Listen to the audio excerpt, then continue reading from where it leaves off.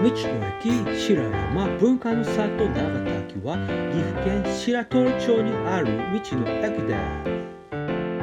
車で6分のところにコンビニが、車で7分のところにスーパーがあります。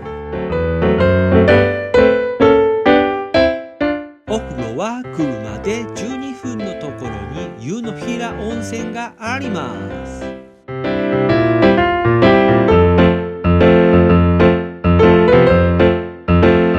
地面はフラットで寝心地は良さそうです。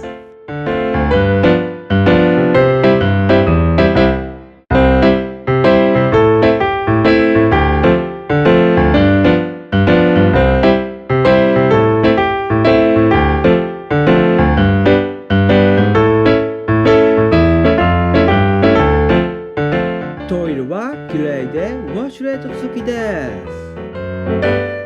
川遊びができます。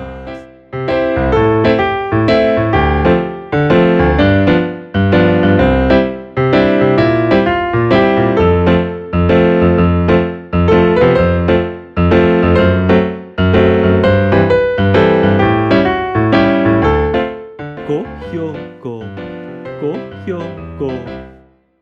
フリー Wi-Fi があります。